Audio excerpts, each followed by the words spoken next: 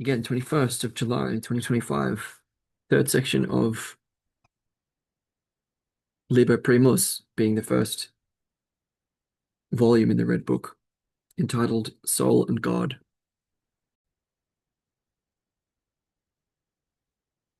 Soul and God.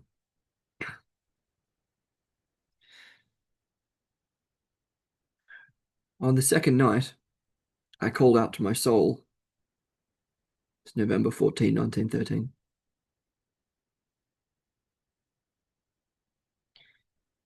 I am weary, my soul.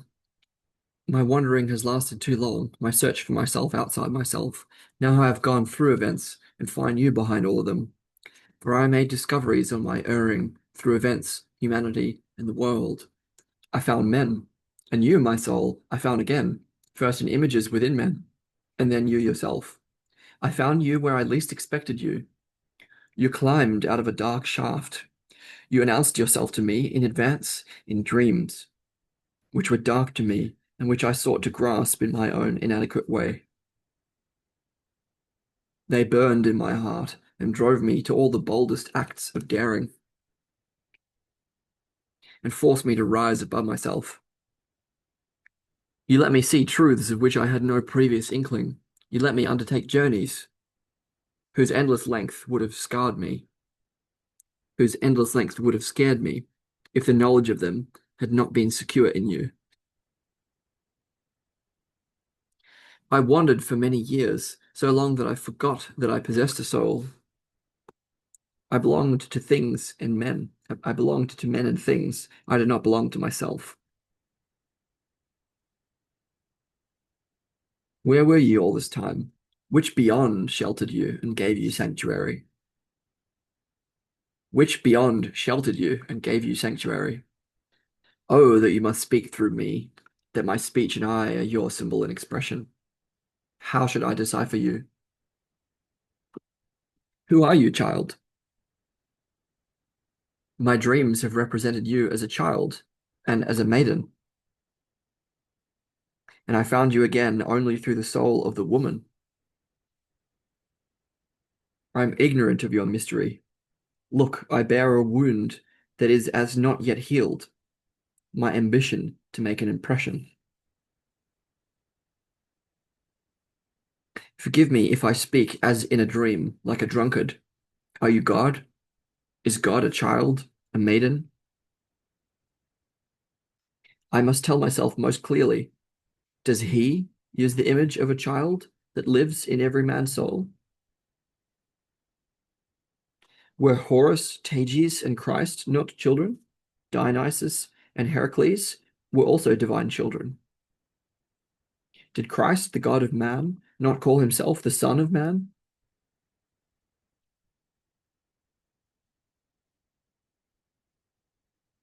What was his innermost thought in doing so? Should the daughter of man be God's name? Forgive me if I babble. No one else hears me. I speak to you quietly, and you know that I am neither a drunkard nor someone deranged, and that my heart twists in pain from the wound, whose darkness delivers speeches full of mockery. You are lying to yourself. You spoke so as to deceive others and make them believe in you. You want to be a prophet and chase after your ambition. The wound still bleeds, and I am far from being able to pretend that I do not hear the mockery.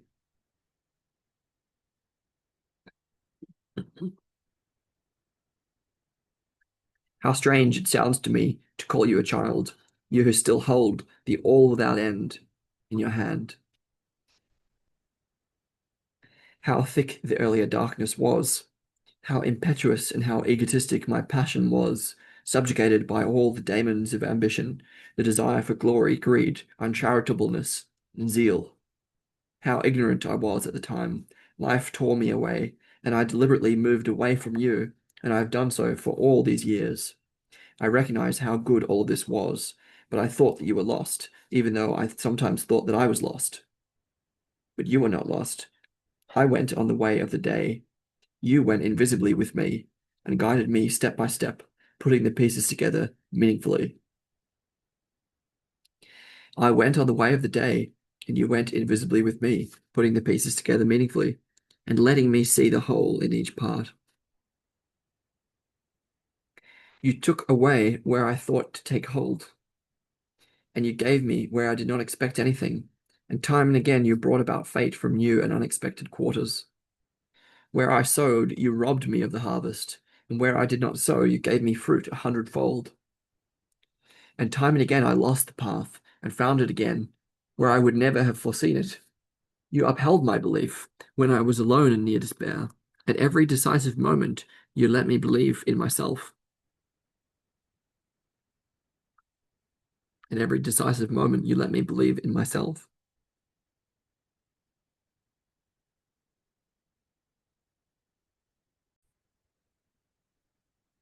Like a tired wanderer who had sought nothing in the world apart from her, shall I come closer to my soul? I shall learn that my soul finally lies behind everything. And if I cross the world, I'm ultimately doing this to find my soul. Even the dearest are themselves not the goal and the end of the love that goes on seeking. They are symbols of their own souls. My friends, do you guess to what solitude we ascend? I must learn that the dregs of my thought, my dreams, are the speech of my soul. I must carry them in my heart and go back and forth over them in my mind, like the words of the person dearest to me. Dreams are the guiding words of the soul. Why should I henceforth not love my dreams and not make their riddling images into objects of my daily consideration?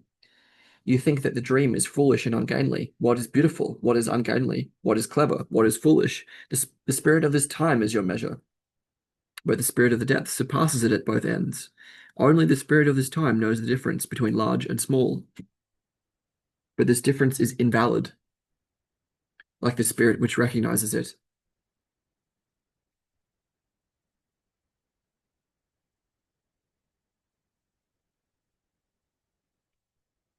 The spirit of the depths even taught me to consider my action and my decision as dependent on dreams. Dreams pave the way for life, and they determine you without you understanding their language. One would like to learn this language, but who can teach and learn it? Scholarliness alone is not enough. There is a knowledge of the heart that gives deeper insight. The knowledge of the heart is in no book and is not to be found in the mouth of any teacher, but grows out of you like the green seed from the dark earth. Scholarliness belongs to the spirit of this time, but this spirit in no way grasps the dream, since the soul is everywhere that scholarly knowledge is not. But how can I attain the knowledge of the heart? You can attain this knowledge only by living your life to the full. You live your life fully if you also live what you have never yet lived, but have left for others to live or to think. You will say, but I cannot live or think everything that others think or live, that others live or think. But you should say, the life that I could still live, I should live, and the thoughts that I could still think, I should think. It appears as though you want to flee from yourself, so as not to have to live what remains unlived until now.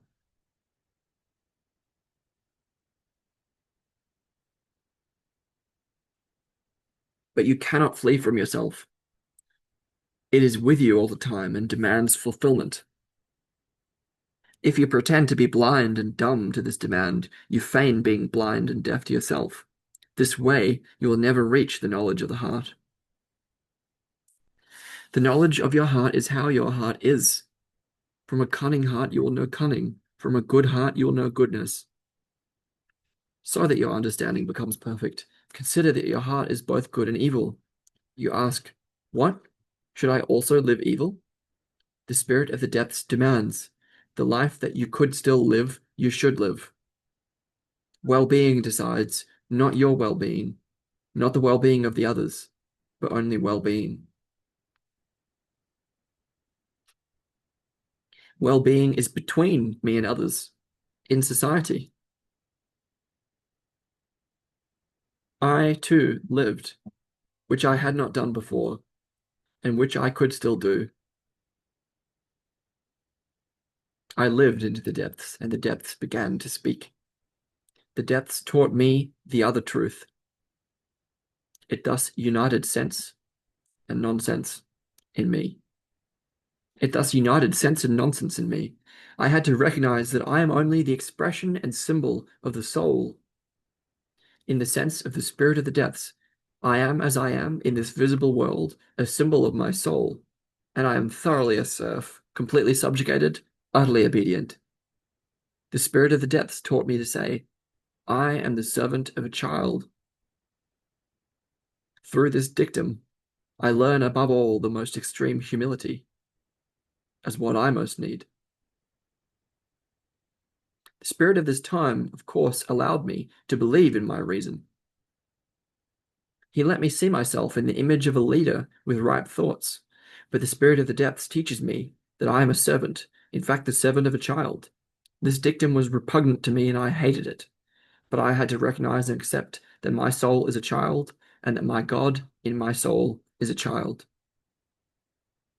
But I had to recognize and accept that my soul is a child and that my God in my soul is a child.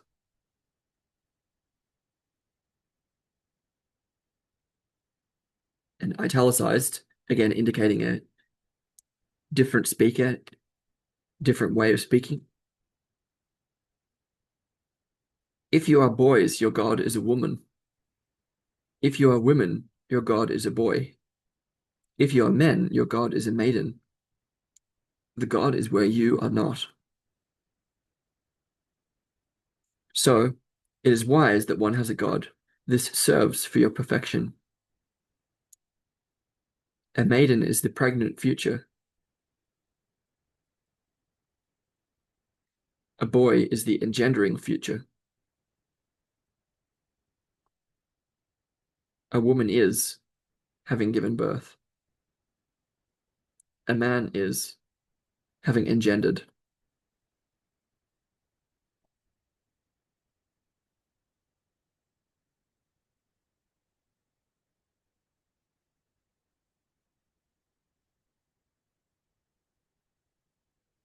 So, if you are childlike beings now, your God will descend from the height of ripeness to age and death.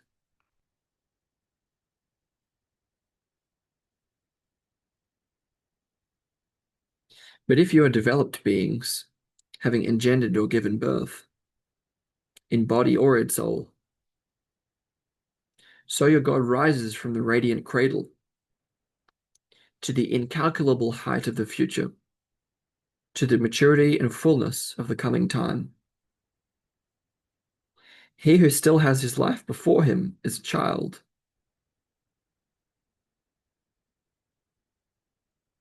He who lives life in the present is developed. If you thus live all that you can live, you are developed. He who is a child in this time, his God dies. He who is developed in this time, his God continues to live.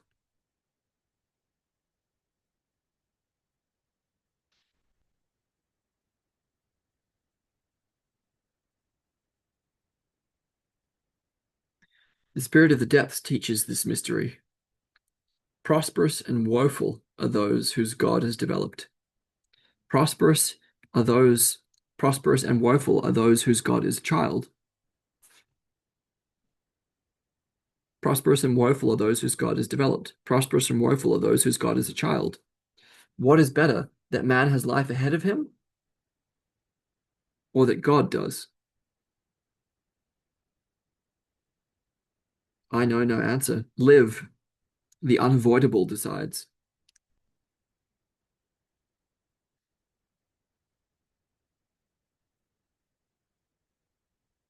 The spirit of the depths taught me that my life is encompassed by the divine child. From his hand, everything unexpected came to me, everything living.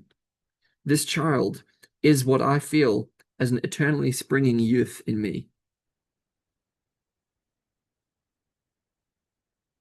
In childish men, you feel the hopeless transience. In childish men, you feel the hopeless transience. All that you saw passing is yet to come for him. His future is full of transience. But the transience of the things coming toward you has never yet experienced a human meaning.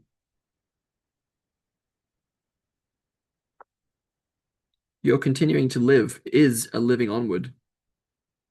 You engender and give birth to what is to come. You are fecund. You live onward. The childish is unfruitful. What is to come to him is what already has been engendered and already withered. It does not live onward. But the transience of the things coming toward you has never yet experienced a human meaning. Your continuing to live is a living onward. You engender and give birth to what is to come. You are fecund. You live onward. The childish is unfruitful. What is to come to him is what already has been engendered and already withered. It does not live onward. The draft continues, my friends, as you can see, mercy is granted to the developed, not the childish. I thank my God for this message. Do not let the teachings of Christianity deceive you. Its teachings are good for the most mature minds of bygone time. Today it serves immature minds. Christianity no longer promises us grace, and yet we still need mercy. That which I tell you is the way of what is to come, my way to mercy.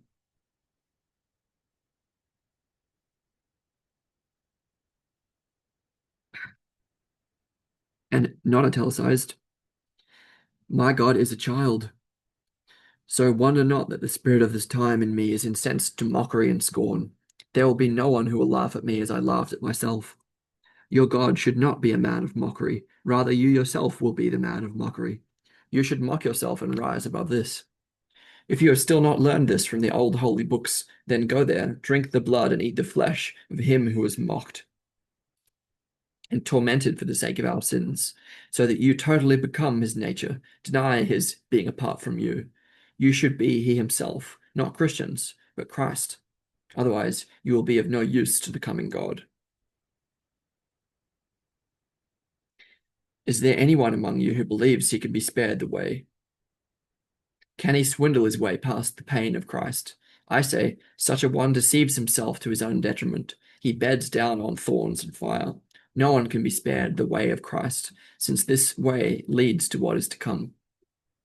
You should all become Christs.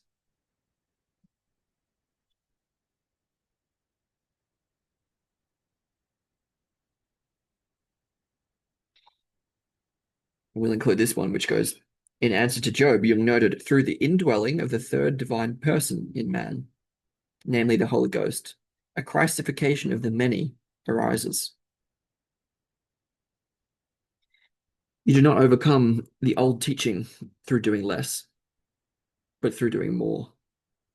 Every step closer to my soul excites the scornful laughter of my devils, those cowardly ear whisperers and poison mixers. It was easy for them to laugh, since I had to do strange things.